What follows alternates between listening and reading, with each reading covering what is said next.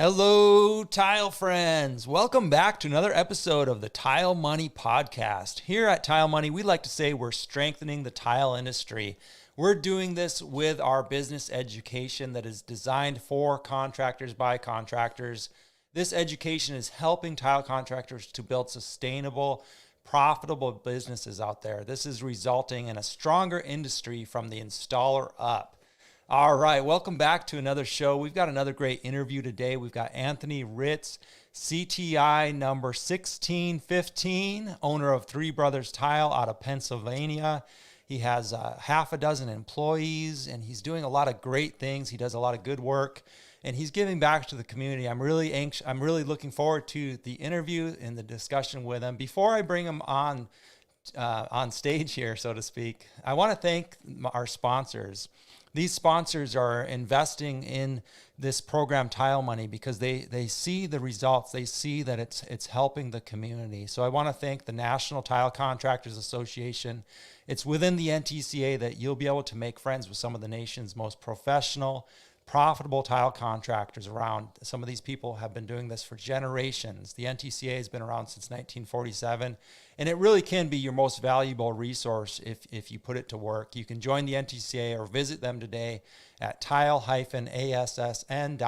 to learn more about what they have to offer. I want to thank Laticrete International. Laticrete is a sponsor of Tile Money. Laticrete, what more can you say? They literally invented thinset right here in the United States. Family-held company, family-owned company. Their values are through the roof. Very innovative company. Check out some of their new products like Spectralock 1, the grout that acts like an epoxy grout, only it's a single component grout. It actually exceeds epoxy ratings. So check out Spectralock 1. Check out Laticrete products.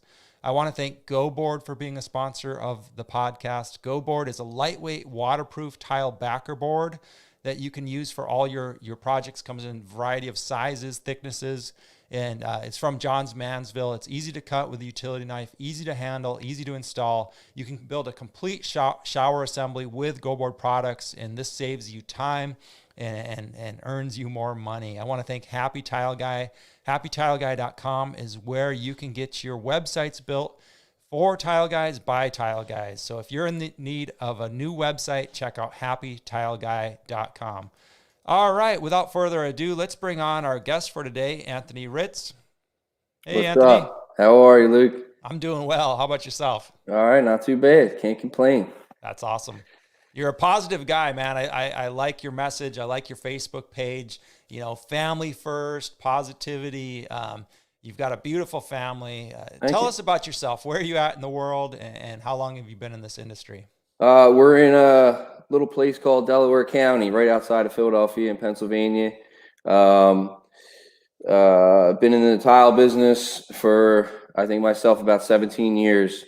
Dad started the company. It wasn't really an official business back then, but he named it Three Brothers Tile after his three sons. Mm-hmm. And I'm the only one in it with my five guys now. But okay. Dad still pokes around. I can steal him to do some material runs here and there and stuff like that. But yeah, I mean, that's we rock and roll with tile all the time. We rarely get into the other trades, but we are handy in everything. But tile is definitely our specialty. Our goal this year was 50 bathrooms, and I think we'll fall a little short unless we can really, hit it at the end of the year here. But yeah, among other things, but that was our goal this year. Yeah. That's awesome. So you're doing, what do you specialize in then? It sounds like bathroom remodels. Any kind of tile applications. We do a lot of bathrooms. This year we kind of aimed at that, but, I'd say we do more bathrooms than anything right now, but kitchens, fireplaces, backsplashes. We even do regrouting because we have a lot of, I'm sure everywhere, but there's like a lot of that, pink, blue, yellow, green, 1950s tile around this area. And, we restore that, with regrouting, and they turn out amazing. So somebody on like a budget or doesn't want to, renovate the whole bathroom, that's a great alternative. Yeah, make it look like it's 1962 all over again. Hey, it's coming back, man. Yeah. There's that kind of stuff, Yeah, especially the black and white. That never dies.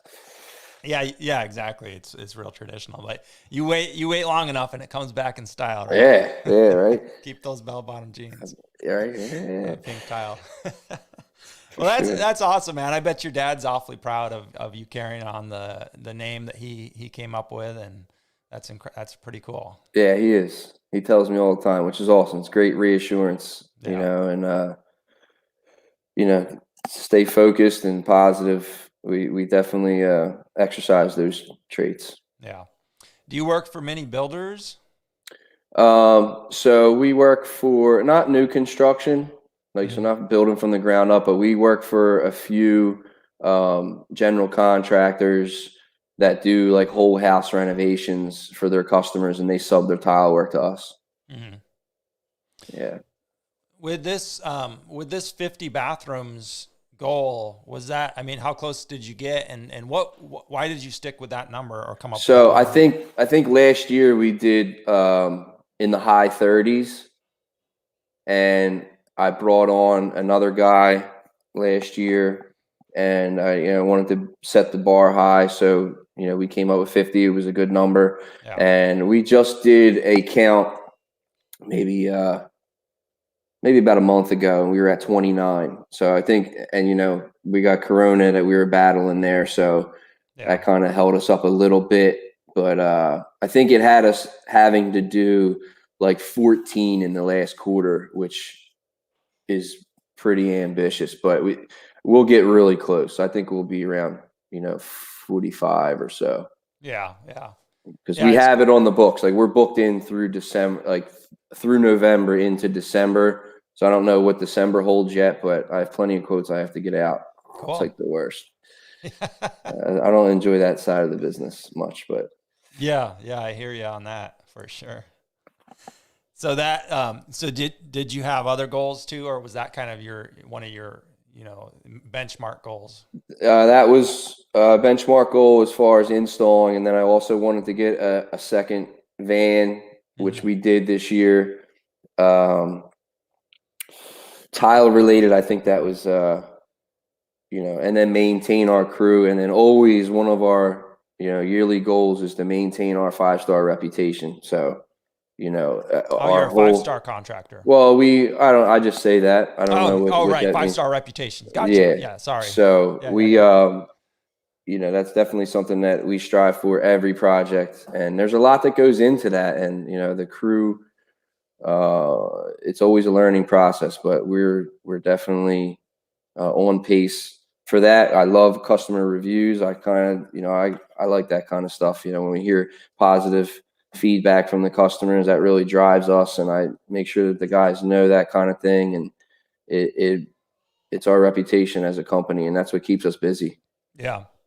Yeah. As you grow, and now you have 5 or 6 employees, as you grow, it gets harder and harder to kind of keep that reputation. Would you say that's a true statement, or how are you battling that? Because that's one of the biggest questions and one of the biggest fears contractors have, tilers have, because we all do most of us start because, we're good at it, and we enjoy it, or we're very particular about it.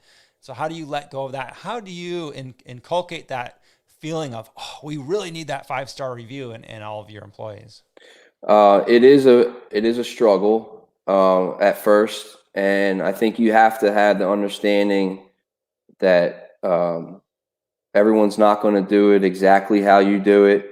Things you may have do some things different, but is it acceptable in the customer's eyes? Like I'll see things that the customer will never pick up. You Hmm. know, and Right. then you also have to be willing to backpedal and tear stuff out if necessary. Yeah. We've done that where the customer's thrilled, and oh, here comes boss man. I don't like that either, but they say that stuff. But oh, here comes boss, and I'll check something out. And I'll be like, dude, we went off pattern over here. It's coming out. And the Yeah. customer's like, what are you doing? I'm like, it's wrong. You don't know yet, but it's wrong. So I Yeah. think you have to be willing to, have those sacrifices. It's a cost. It's a training. aspect with the employees.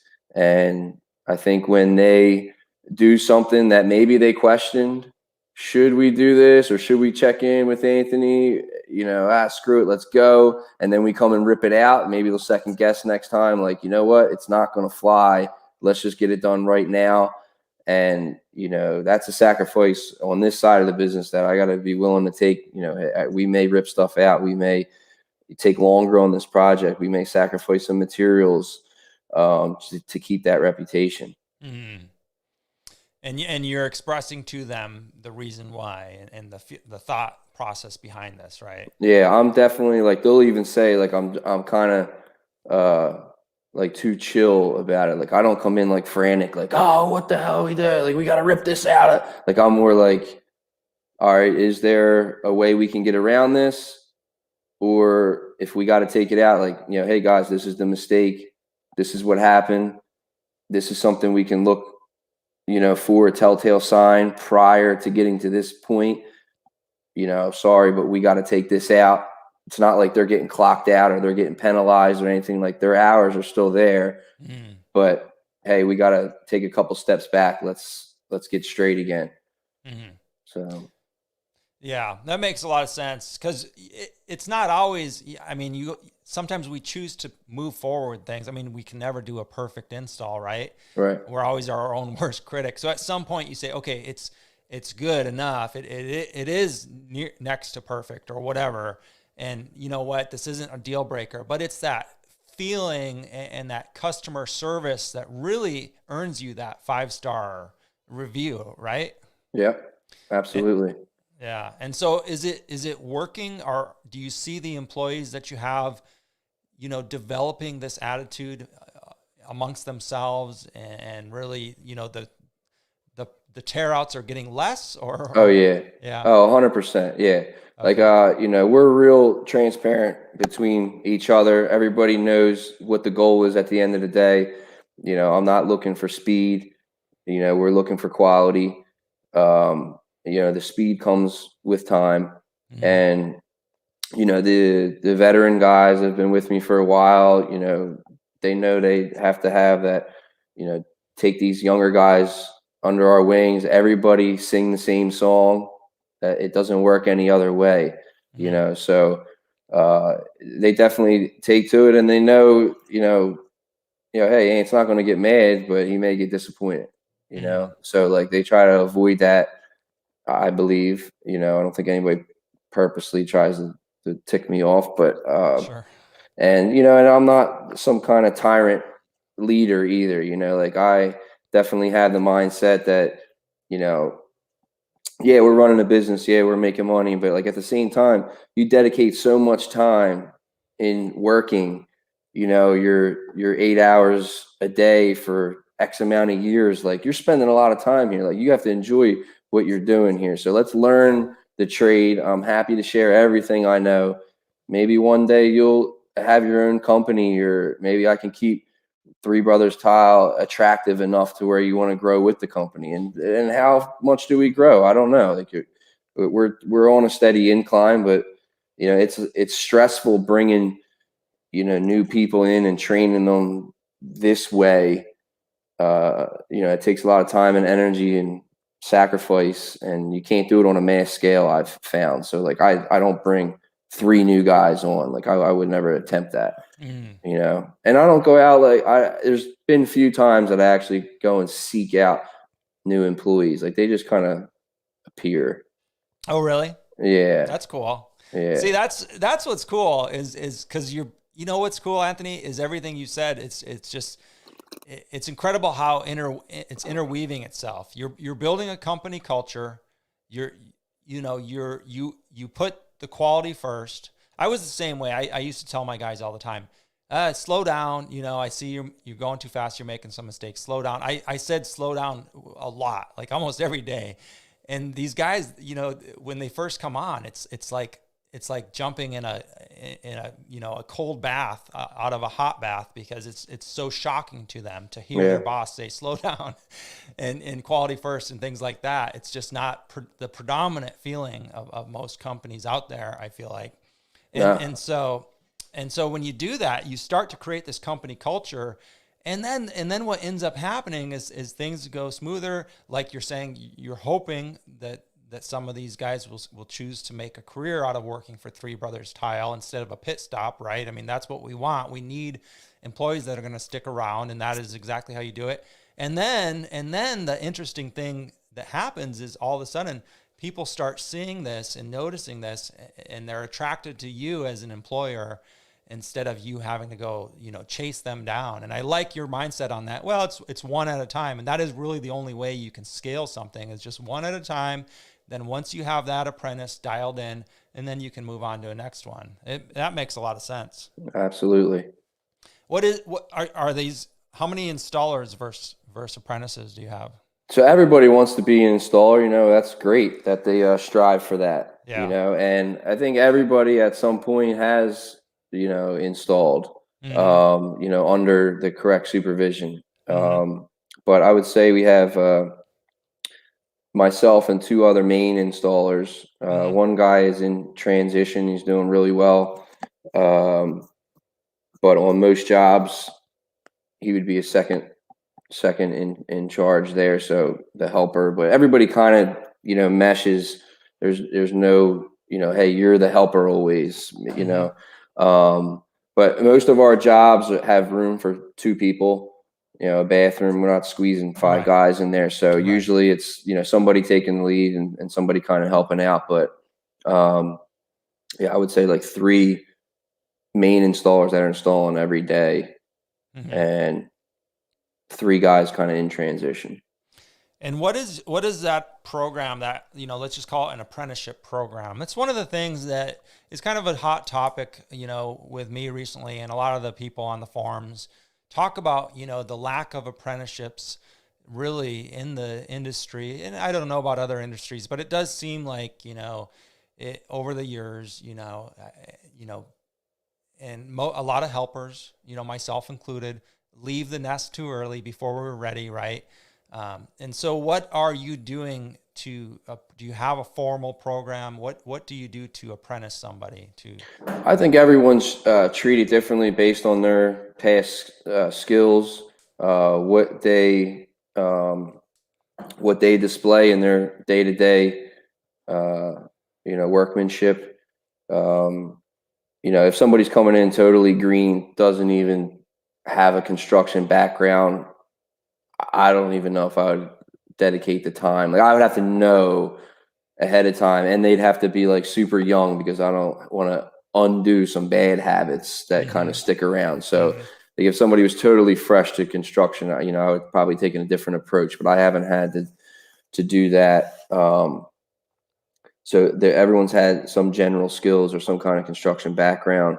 But like I make it known, hey, you may have an idea of what you're doing, but maybe we do things different here. So just kind of follow our lead, start slow. My main thing is to keep clean. You want to keep me happy, stay clean. Keep it clean. We're working in somebody's house.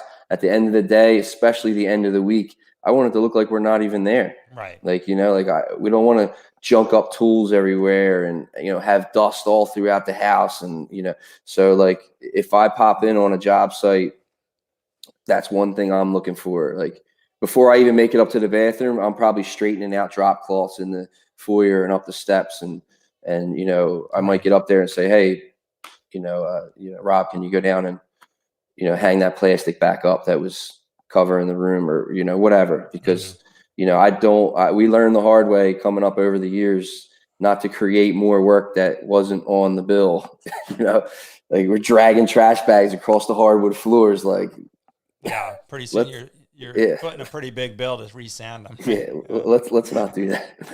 So, but I mean, an apprentice coming in, it's learn the tools, learn the truck, where the tools go in the truck. So we're not wasting time. We want to be most efficient that we can. Ask questions. I can judge a lot by a new guy, but what kind of questions they're asking. Like, if they're kind of on pause, just waiting because there's really nothing to do, which I don't think that is ever the case. Like, we're cleaning, we're taking trash out, we're doing something. But if you're really just standing there while I'm doing a layout or something, and you're asking about hey, what are you looking for here? What are you doing? Like, I know, hey, this person has interest in learning. They're trying to develop their skills, whereas, if they're out front on their second cigarette and I haven't seen them in 10 minutes and I'm waiting with a cut in my hand, like, like there's those kind of guys too. So, Yeah. So you've got a lot going on. You've got is it 5 employees? yeah. And then dad when he feels like it. So you got 5 1/4 employees. Right. Yeah. You've got your family. Is it 3? Is it 2? Did I see 2 boys and a girl? No, we got 2 girls and a boy. Yeah. 2. So 3 kids, a wife, young kids. I mean, and you said you're installing. How do you juggle it all? How often are you on the tools, and how often are you on the books? I'm a machine. I don't know how. Honestly, I think it's just having goals and balance. Balance is the key word. It's really and it applies to all aspects of life. Work and play. The right diet. You can't have too much of anything. Like, I love my sweets, but I know I can't have all sweets. And then same thing with any aspect of life. So how do we juggle it all, and how much am I on the tools? So I prefer to be on installing. So there's some aspects that I probably could let go a little bit, but maybe I'm not ready to yet, with certain phases of the project. I want to make sure the layout is perfect. Our prep work before we move on to tiling, if anything's got to be fixed before we move on to tiling, like, that's the time to do it. So, like, my mind is on all jobs at all times, which can be a struggle, but I work it out somehow. I have an admin that helps me with like booking appointments and stuff. Also, my brother's mother-in-law juggles my calls and emails and Facebook messages. Great. And she'll, I'll say, hey, I'm available on Tuesday and Thursdays between 2 and 6 after work for estimates. And, she just books them up. And, I have an app for the invoices and all that stuff, and the appointments get booked in there. So, we have a system, Sue and I, so she, she'll follow up and confirm every appointment in the morning, and then shoot me a text. Hey, such and such is confirmed, blah, blah, blah. How's your day going? That's awesome. So that's really helpful. That definitely took a lot off of my plate. My phone rings and I don't recognize the number, I don't pick it up. Yeah. If voicemail says, hey, I'm interested in tile work, I forward it right to her. And then she'll call them or text them and work out all the details. And the first 2 questions are, where are you located? Because the busier we get, the closer I get to home. Right. Good idea. Yeah. And then 2, what's your time frame? Like, she knows where our schedule's at. Like, if you need this bathroom floor installed next week, or you just demoed and you're ready for tile, like, I'm not your guy. I'm sorry. Yeah. Like, I really have to learn to say no. I struggled with that for years, and I do that now. Yeah. I can't. Sorry. Like, we can only do so much. Yeah. So, but that's helpful. I love that you have an admin, and her role in this. I love that you've created these 2 afternoons a week. You check out at 2. Did I hear that correct? You check out at 2 instead of working till 4 or 5, and you go do your business. What was that change like for your clients? Have you noticed a difference in your clients? I mean, I would feel like, I'm talking to a company. I'm talking to an established company here with an admin and, a booking schedule. And yeah, I mean, I guess it has changed a little bit. And, Sue is just so pleasant of a person. I hear that all the time when I go, like, I don't know who's answering your phones, but she's so nice and this and that. I'm like, oh, that's great to hear. Like, I love that kind of feedback. So, and I've never done anything like that before. So not handling the calls was a sacrifice that I was like, listen, I got to try this because it would save me time. I'm not answering the phone in the middle of the day, or somebody calls and I don't call them back for 2 days. Like, that doesn't look good. Messages coming in Facebook and they're just unanswered for days. Like, right. She jumps right on it and make sure that we at least reach out and contact them within an hour. So it's been great. It has definitely relieved some pressure, but now I guess I'm used to it. So it's just part of the program now.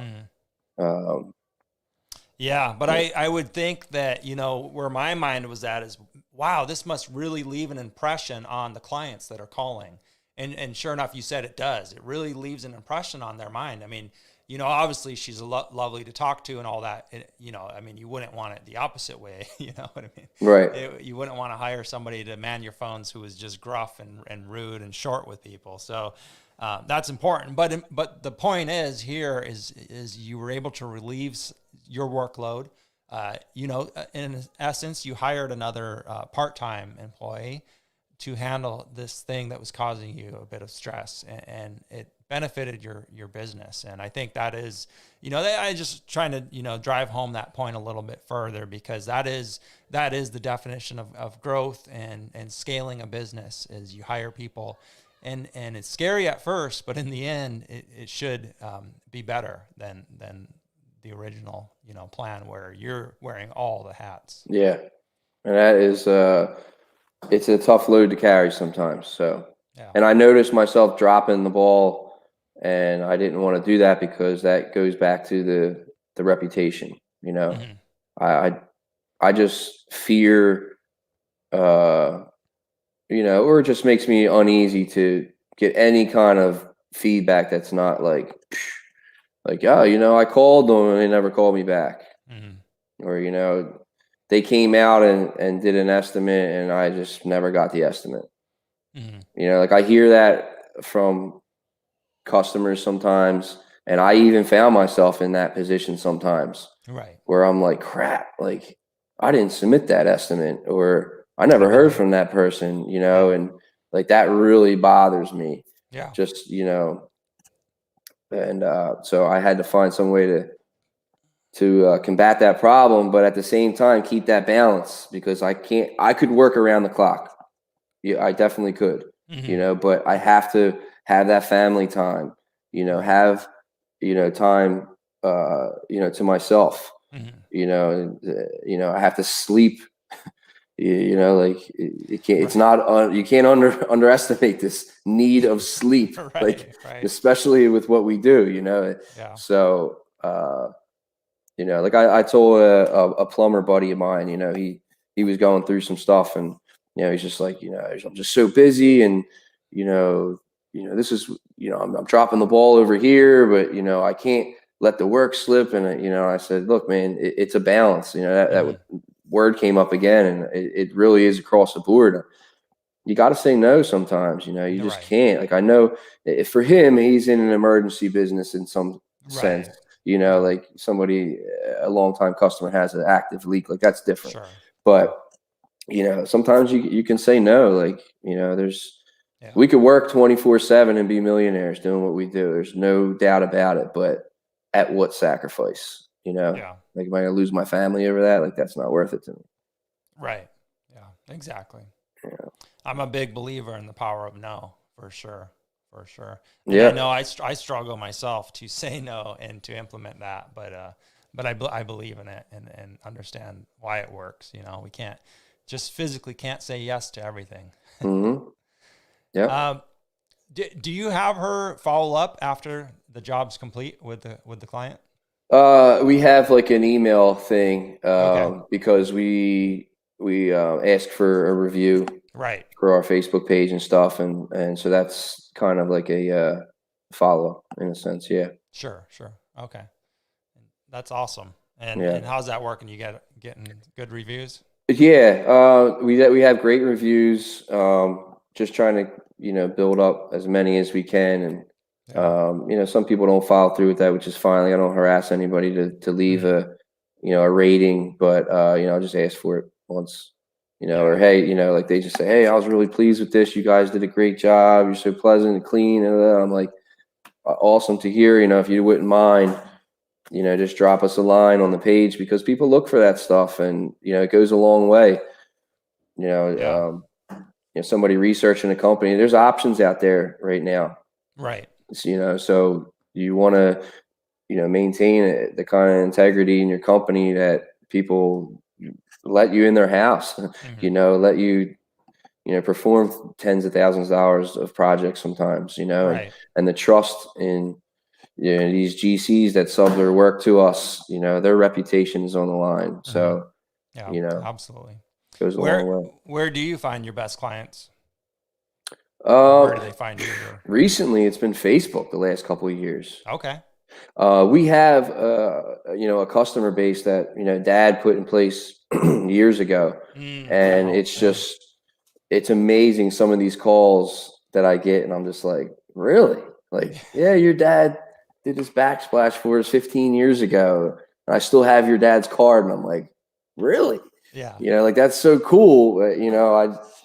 So a lot of it, before, I'd say 3 years ago, 90% of our business was word of mouth business. We didn't advertise hardly ever.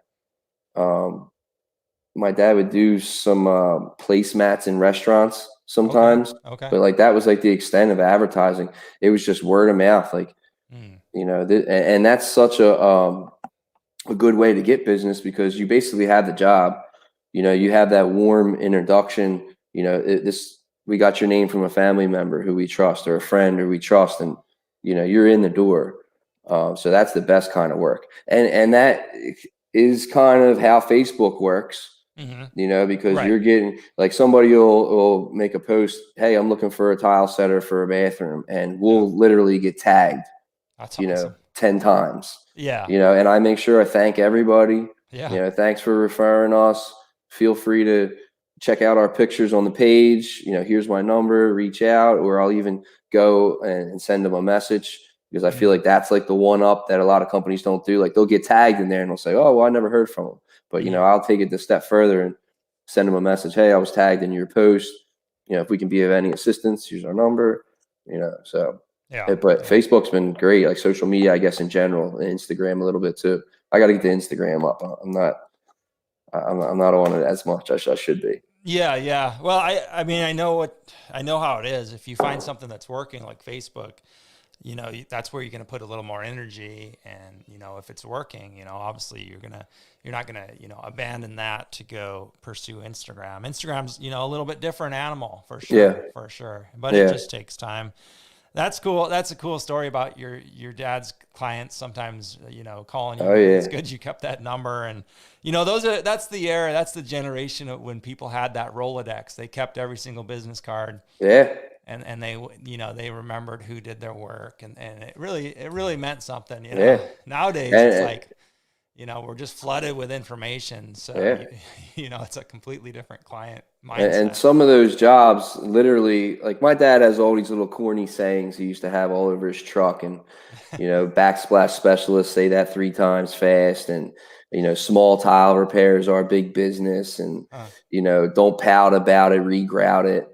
He used to have all these sayings all over his truck, which now I incorporate, to keep him, his memory. It's all on the back of our shirts. All our shirts say, one of his slogans and stuff. But like, some of these bathrooms have come from repairing a broken tile on somebody's kitchen floor 15 years ago. And you get a bathroom project out of that just because, these customers, they buy you, you're selling you, like, you produce a great product. Yes. But like, at the end of the day, if they don't feel comfortable with you in person in your estimate, they're not going to hire you. Right. Yeah. Like, that's one thing that I'm kind of struggling with, because I would love to relieve, going on actual estimates and spending that time. But like, I'm the face of the business right now. I am meeting the customer and leaving them at ease and being able to answer all the questions that they're trying to bounce off me. Like, I don't know that I have found that person that can do that. So, I can stay in the field. So, yeah. I think if you want to find that person, you will eventually find them. I mean, you're just going to have to know exactly who you're looking for. Yeah. And then, you really got to you've got to weigh the cost, to the business.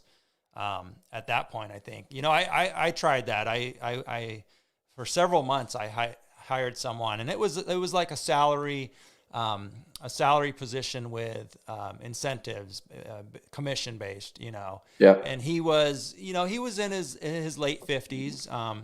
And he had recently moved to California from Nevada. He was a contractor in Nevada, tile contractor. He really knew his tile. I mean, the guy was really, knew everything about tile, knew everything about installation. He worked in a lot of high-end homes. And I put him in this position. And I had 100% trust in him. I mean, I gave him a really nice lettered work vehicle, which was mine, but I would give him the keys on days he was going to go out and sell some work, It was hard at first, but in the end, it worked out pretty good. To have him as the face of the sales guy come in there, and he was knowledgeable, so he knew how to answer the questions. He knew how to do the estimates. He knew how to talk to people. He was very personable. I mean, all those things you've got to have. Check. And then, that was, so I think, I like where you're thinking, because a lot of people wouldn't be thinking about that at this stage. So I think you're going to be just fine, and you will find that person when the time's right. Yeah, for sure. You recently posted some pictures on your Instagram, and I saw you were handling some of these panels, like 10 panels or something. That just incredible stuff. Tell us about this job, how it came about, how it went. We're on that job right now. And this is a contractor who subs their tile work to us. And this is the material that the customer had chosen. And, I was upfront with them. I said, look, we never done this before. I'm going to need some new tools for it, and I'm going to do some research, and we're going to figure it out. Like, I don't think that we can't handle it, but this is new for us. Mm-hmm. It's different. It's definitely different. And I'm a little sore today, actually. Like, we're literally on this job. I was there yesterday, and I ordered some extra panels. It's for a shower. It's in a bathroom. So they're 98 inches by 40 inch, and they porcelain panels, and they have green veins through them. So we're battling that part of it, making sure our veining lines up, and I bought the Ruby system for this project just as it was budget friendly, and I figured if we're going to start doing this a lot, maybe I can look at something a little better maybe, but this worked out fine. It's totally fine. And it, like I said, it's different, but it's doable. Like, we totally can handle it, but we broke a couple pieces right off the bat. Yeah. Doing what? Cutting them or handling them? Handling. Handling, and then one was cutting. So, we had this one piece. We figured it all out. The veins match and all. We had our piece, and we cut it, and we drilled a hole in it for the shower head, and it was all perfect. And we mudded the wall up and keyed in the tile and put it on the racks, and we had it. And we put the bottom in, and it was in place, and we're standing it up, and there's a rain shower head stub sticking out of the ceiling, and we hit it. Rookie move. But that didn't break the tile. But we couldn't get it in that way, so now we're taking it out to come in a different way, and in that taking out process, it broke the corner. So we can still salvage that piece. There's a half wall in the shower, so we can reuse it there. But it definitely took the wind out of our sails for that morning anyway. And but we recovered. We got a new piece, got a couple new pieces, and kept it moving. But that's how we learn. No, it's a huge learning curve, and it's funny. I mean, people are really being asked to do this type of installation now more and more. We're going to see it more and more, and a lot of folks just aren't prepared tool wise or mentally to do this. What other lessons have you learned so far? I mean, that's a good one. it's like you've got to think just about so many more aspects when you're handling and moving this stuff. Any other lessons? Like, how about for bidding this? How did you price it out? Was it that much different, or did you just estimate the time? Or So one of the luxuries with these GCs is we have a daily rate, plus materials. Nice. So that helps in this aspect. Yeah. So we were on the clock. Okay. So it's just T&M basically. That's Yeah. good. That's good. So there's not really a huge, risk there. Yeah, I think they're in the same boat. They trust in what we're doing. Some things take time. It always seems that, with a couple of the GCs that we have, there's designers involved, and Pinterest exists. So there's these crazy ideas that, all this stuff can be done in these wild patterns and designs. And I'm like, hey, look, we can do it, but it's going to take time, and we have to take the right precautions. Like there's so many variables today in the tile industry, which is great. Like we're growing as an industry. But if you're not up on this stuff, you're going to get left behind, or you're not going to install it correctly, and you're going to pay the price later. Like whether it's not being rehired by those customers, or just getting a bad review, or having to go back and fix something because you didn't use the right thin set or whatever. There's so many things to consider. So, staying on top of your game is huge right now. And being known for that is going to keep you busy. Mm-hmm. Yeah, absolutely. Do you ever, have to educate, the contractors you work with? We hear this from time to time, Yeah, you do. Yeah, definitely. Yeah. And it's got to the point where they they trust in our knowledge and what we do, that more and more they'll run something past us, hey, before we rough in this plumbing, is there something we should consider? Or, with these linear drains and sprayers in the showers that have to be certain depths behind the tile, they're asking questions, which is great because they're working with us, and all those things have to be considered, or it's going to cost time and money later. Yeah, absolutely. Yeah. Well, before we started recording, you had mentioned that you and your team were able to work on a charity project, I think recently or right now you're doing it. Tell me a little bit about how this developed and why that's important to you. Yeah. So, giving back is huge for me. I really, I'm all about, charity and helping out when we can. I feel blessed that we're in a situation that we can even do something like that. But, even on a smaller scale, some of our family activities are, making a bunch of lunches and going out and feeding the homeless, or, making up. We were collecting school bags one year at the end of the school year. People were going to throw them out, and we would collect all these school bags. I think we had 100 bags, and, we loaded them full of toiletries and food and this and that, and went into the city and just dropped them off, to people. So giving back is definitely something that, we're about. So, but this particular project came up, the Delaware County, right? We're in Delaware County. So Delco is short for that, so Delco. And there's a charity group called the Delco Group. They're an amazing group of guys that, are from Delaware County, and they take donations from the people of Delaware County and give back into Delaware County. And they're very public about it, so you know where your money's going and all that. And the events they run are a lot of fun, and at the same time they're raising money for our community, which is great.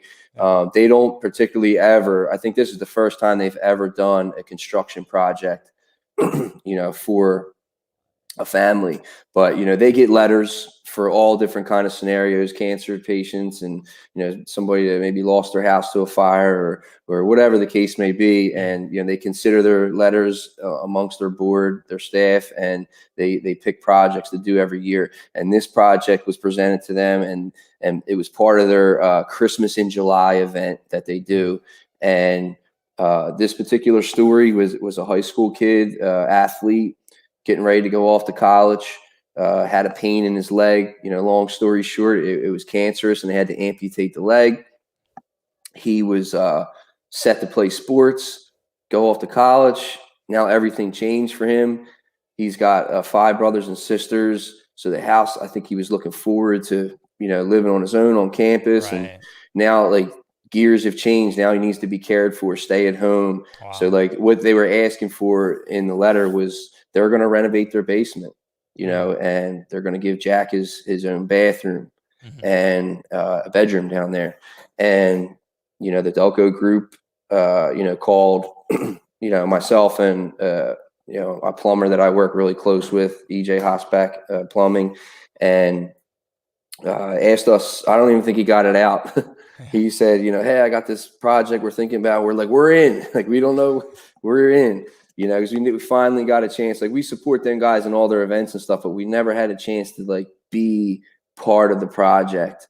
And so they let us, come up with the design, and we ran some tile by the homeowner, the mom and dad, just kind of what they would lean towards if they were to do something like this. But they kind of let us have full reign of the project. And we're doing some super cool stuff there, like stuff that we don't normally do because, we're always doing what the homeowner wants us to do. But we have some LED features in the shower. We went curbless with a tileable drain, stone pebbles, and the pebbles are coming out into the bathroom and scribed into the bathroom floor. And there's just so many cool features that we were able to do.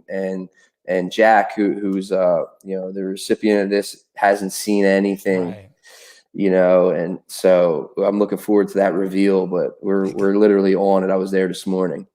That's awesome. So, yeah. So and you it have a couple guys on there, a couple guys there today. And, That's awesome, man. we're donating our time, our labor, and, all the contractors involved are donating their time, and the Delco group is paying for all the materials. So, I mean, this is literally not costing the homeowners anything, and they're super cool, super grateful. One of their rules is, hey, if you're working here, we're buying lunch. And I'm like, I love lunch. Who doesn't love lunch? It's one of my favorite times of the day.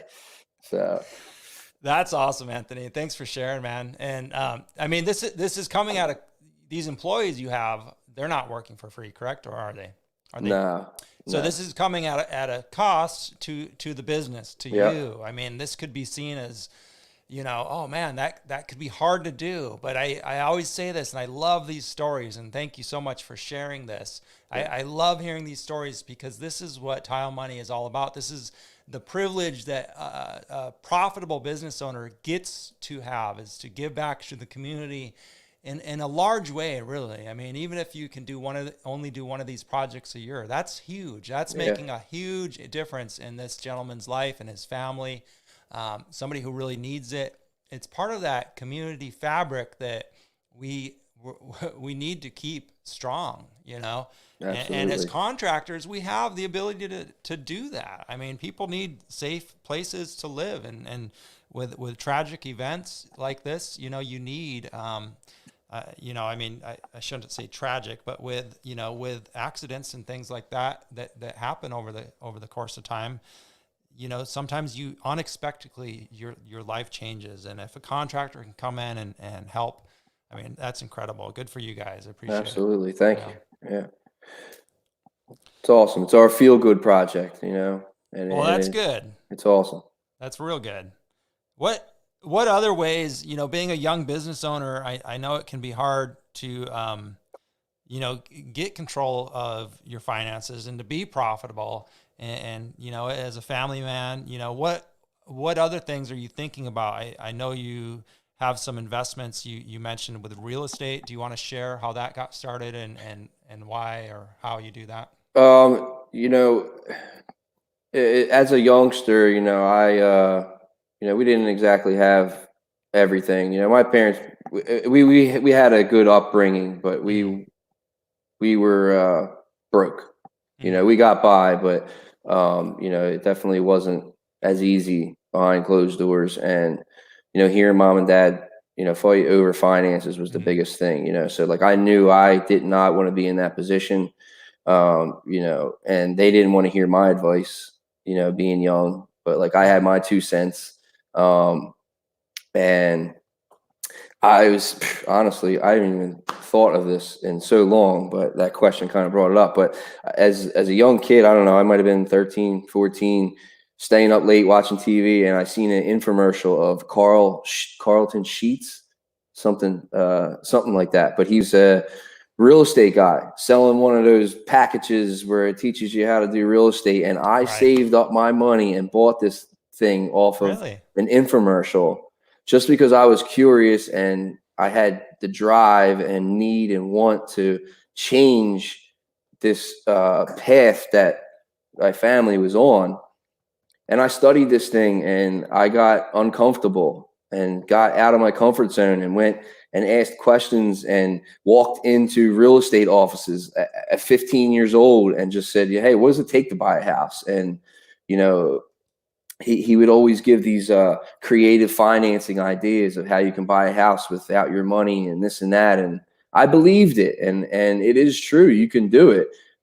It probably wasn't as easy as, they made it out to be. But if you take those steps, you can certainly do that. But I think at that point, the seed was planted that I just loved real estate. I love the idea of it. I love leveraged income and, what it can do for you. And real estate is such a real thing. You own a piece of land, you own a building that you can come and go as you please and, rip down and rebuild and do whatever you want to. It's your property. And, but I think we bought our first duplex at 21. I was like 21 years old. Wow. And, shortly after that, bought another and then flipped a bunch of properties in between and summer buy and holds. And, I just, I love the idea of real estate and having that leveraged income, so I definitely, take the business and parlay it into that in a sense. And it's another business venture, and they're cousins under the Anthony Ritz legacy that I hope to leave one day to the kids to make their life a little easier and be able to educate them that there's a different way of making money than trading time for dollars. Like it's a huge concept to understand, and people think, oh, I can't do that, or you can. You have to take the necessary steps and push yourself in that direction. Get around people that are in that field that you love, whatever it may be. It might not even be real estate or investing or whatever, but if you want to do something, you can totally do it. Get rid of that muddy thinking and get in the environment that breeds that kind of thinking, or people that are doing it, and ask questions and don't feel stupid. There's no stupid questions. Like, I'm a big believer in all that. Like, I don't know. Like, I don't know what I don't know. So right. It's like, get out there and but, I think being really clear, like I was, as a teenager, that I did not want to do this. I knew I didn't want to do this. I wasn't sure what I wanted to do, but I knew I didn't want to do this. Whatever we were in that bubble, I didn't want to struggle with money. I didn't want to have to worry, do we have to eat leftovers tonight, or can we order out? Like, I didn't want to do that. So, I just believed in myself that I can change this. And, now, like, we're in the middle of the journey here, but, the struggles are not the same. They're different now. And, I'm able to provide work for a team of guys that don't have to worry about where their next paycheck is coming from. And, so like, it dribbles down the line, and you can affect so many people. And, it's out here, man. You just got to have a positive outlook on life. I think that's huge. An occurrence can happen, and you can look at it in different ways.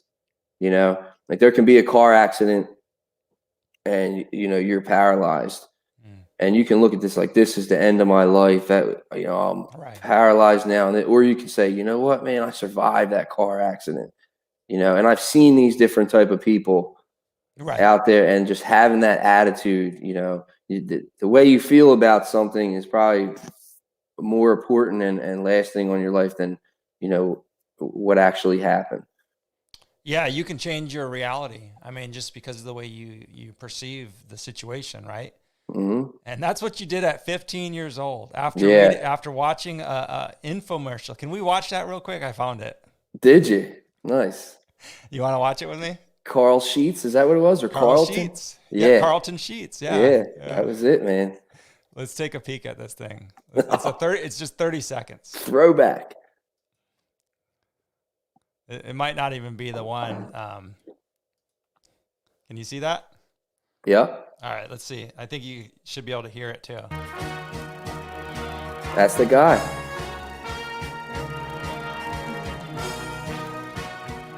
Oh, that's funny. I guess there's no words. I recognize that face, though. Yeah. Yeah.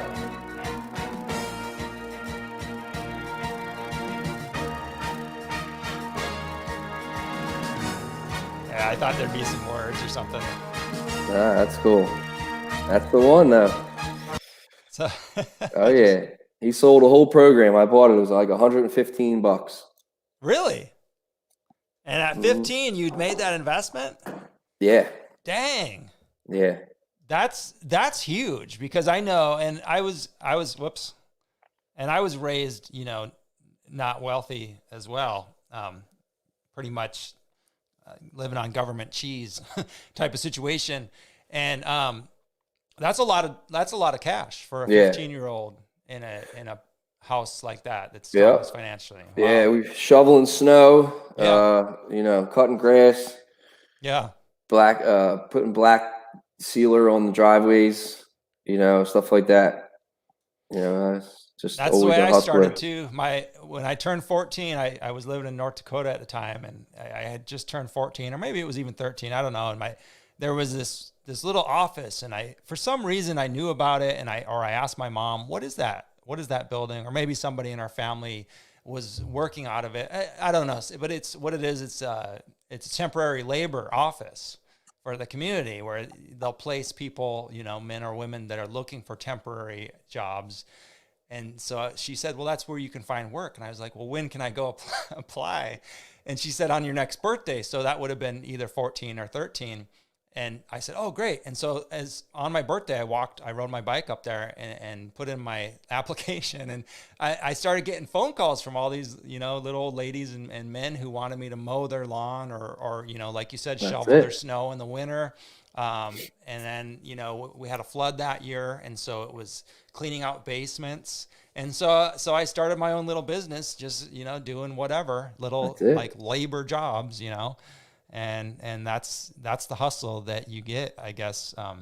That is one of the good things growing up like that is you're going to go out. If you want tennis shoes or something, you're going to go out and get them yourself. Absolutely. That's it, man. Yeah.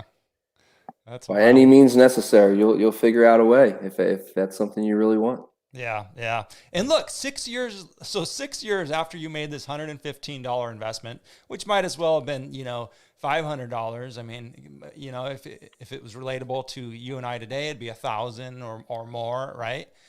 For a 15-year-old kid in comparison. 6 years later, you bought your first duplex, man. I mean, killer work. Good for you. Yeah. Thank you. Yeah. Thank you. Yeah. I still can't believe it sometimes.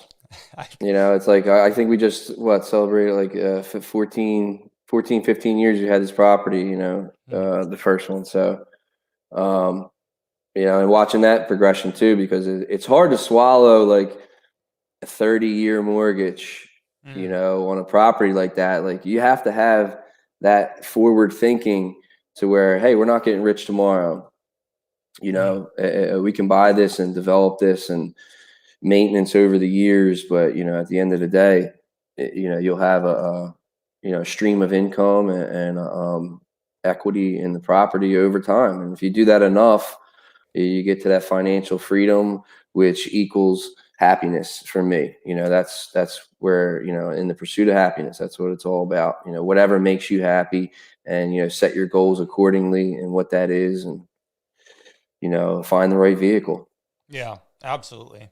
I agree with you. The pursuit of happiness is about, that freedom to do what you want when you want, live, visit places, eat what you want. You mentioned, if you want to do takeout, you can. Yeah. Freedom to, give to your family, set your family up. And that's all that those dollar signs mean. It's just freedom, just the ability to do, to live, to give back. I mean, all these things. It's not about stacking up the money. It doesn't, that's just a tool to get you what you want out of life. Exactly. Yeah. Exactly. That's incredible, man.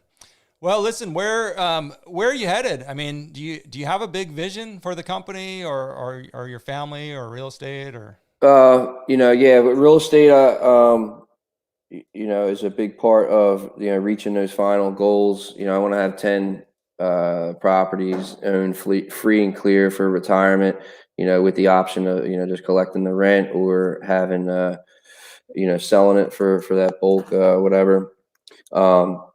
But, we want to travel. We want to have, an easy retirement. We want to be able to send the kids to college if that's what they choose to do, and stuff like that. As far in regards to the business, the guys and I, we talk about it from time to time, and we'll take it wherever they want to go. If everybody's down for it, we can ramp it up a notch, but slowly over time. But we're perfecting our skills and making sure we don't have to go back and fix stuff and cost us time. We're getting more efficient, and we could take on bigger projects. Like we could take on training some new guys if we want. Like I think sky's the limit if we really want to. Like Three Brothers Tile could be a household name in my eyes because we have a good reputation, and we continue to do good work. We enjoy doing it. We like working with each other. We like what Tile has to offer. It's a different job every day. We're in a different environment. We have different clients. There's different material. There's no two bathrooms that are alike, and it's a pretty cool industry to be in, and just growing along with it is cool. So I don't know, maybe we'll manufacture tile or something one day. I don't know.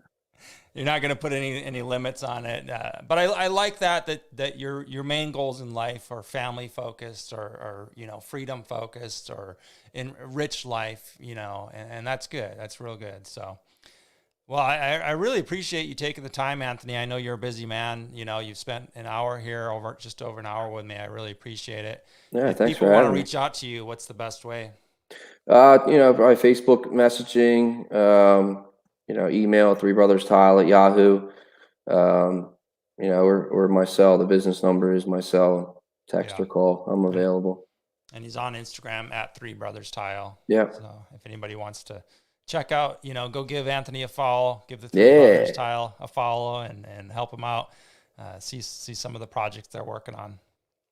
Cool. I appreciate you taking the time, to do this podcast. This is something new for me. I've never done anything like this, and I totally support what you're doing. Bringing people together that are in the tile community, and we're moving forward, and this helps a lot, big time. Yeah. Well, thank you for saying that. I appreciate that. Yeah, I'm happy to do it. And I keep doing it because people tell me it's working. So we're gonna keep going. Yeah. Yeah, when I first got on Facebook forums, Global Tile Posse and stuff like that, I seen Tile Money. I'm like, man, that's a hell of a company name. Like, I don't know if I'd hire a guy that, had Tile Money. Like, what's he after here? But then I realized what it actually is, and the business of making money in tile. And I still had my doubts, like, how does that work? Is that profitable? And what is it? But it's more of an education, I think. And I don't know, you tell me, but I think it's more of an educational thing to keep these guys that are striving in this industry to, keep you on your toes and keep educating you that you can do it. And these are ways to do it. And, don't give up and don't cut corners and do things the right way. And, it's there, you just have to have the patience and drive to go get it. Yeah, absolutely. The reason I started it, Anthony, was, and I focus so much on the podcast is when I was a business owner, I struggled. I had a lot of struggles, not so much with the technical. I did have a pretty good good teachers. And even though I left early, I made those mistakes early. And by the time I was really, going on my own in the business, what I found is I struggle with the business side of things, pricing work. So I want to, and I turned to podcasting. I turned to listening to podcasts because I could do it while I was driving to work. And I started listening to other business podcasts like real estate, or even, there's a bunch of different business mindset, entrepreneur podcasts out there that I started listening to.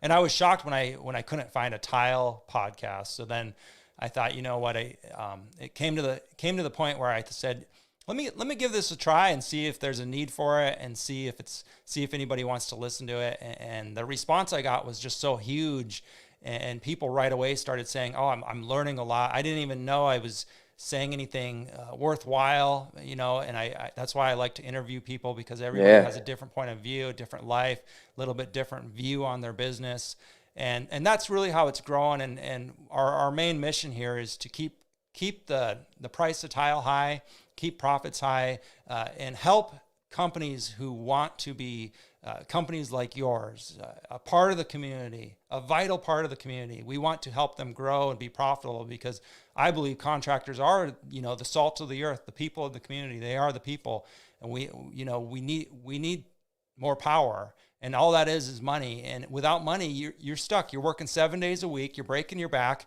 You're never going to get out of that system. So without profit, without money, you can't do anything for the communities. You can't do anything for your people, your apprentices, your helpers, your tile. You can't give them a pay raise. I mean, it's bad for the industry. It's bad for the communities. It's bad for the business owners.